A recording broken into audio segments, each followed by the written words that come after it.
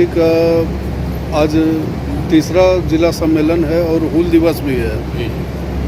क्या कहना चाहेंगे इस अवसर पर आप?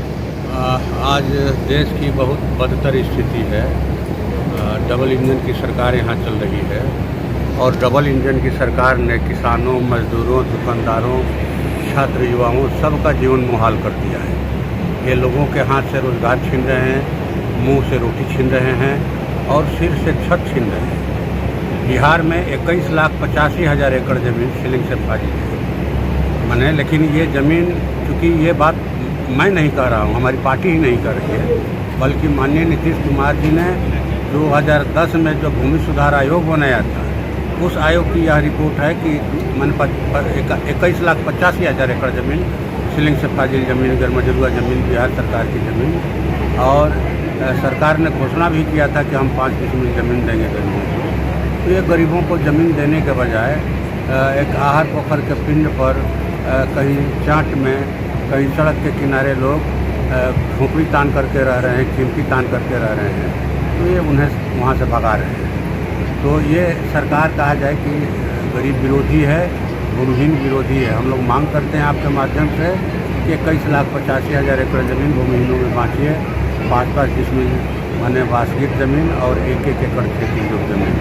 दूसरी बात कि उस आयोग ने यह भी सिफारिश किया था कि बिहार में भी खेती घाटे में जा रही है और घाटे की खेती का भार बटाईदार किसानों के कंधे पर है। कल के खेत मजदूर आज बटाईदार किसान हो गए हैं। जिन भूधारी किसानों या भूस्वामियों के पास रोजगार का दूसरा विकल्प है, वो खेती नहीं करना चाहते, इसलिए खेती में घाटा है। अगर वो सरकारी नौकरी में है, अगर उनका बढ़िया व्यवसाय है, बस ट्रक चल रहा है, तो वो अपनी ज़मीन बटाई पर लगा रहे हैं। तो करीब 70 से 80% बीच में खेत या जो रकबा बटाईदार किसान जोत रहे हैं, लेकिन हमारे देश में बटाईदार किसानों को किसान समझा ही नहीं जाता है।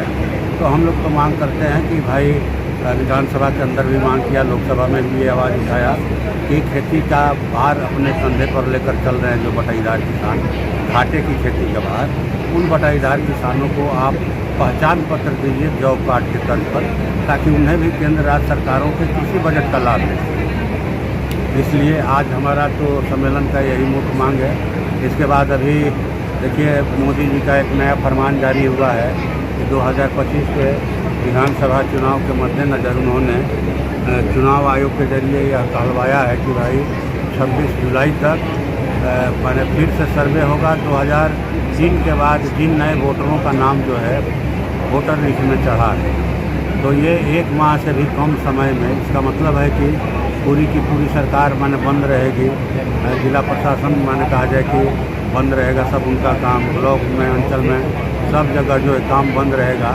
इसलिए ये बिल्कुल ही अव्यवहारिक है और भाजपा बौखला गई है। इस चुनाव में उनको अपनी हार जो है एकदम सामने दिखाई पड़ रही है। बिहार बदलाव के मूड में 20 साल से डबल इंजन की सरकार चल रही है, जो धुआं खूब दे रही है, हरन खूब बजा रही है, लेकिन काम नहीं हो रहा है। काम हो रहा है गरीबों को उजाड़ने का, ठेकेदारों को लूटने का अधिकार देने का, सब जगह अधिकारियों को भ्रष्टाचार खूब करने का, महंगाई बढ़ाने का ये अधिकार दिया गया है।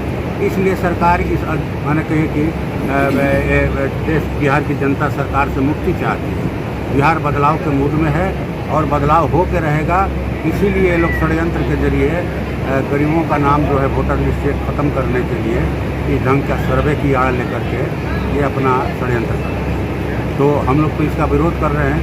ये बिल्कुल ही अव्यवहारिक है। आप कैसे कर लीजिएगा 3 करोड़ 4 करोड़ लोगों का सर्वे? और इसका मतलब है कोई काम नहीं होगा बिहार में।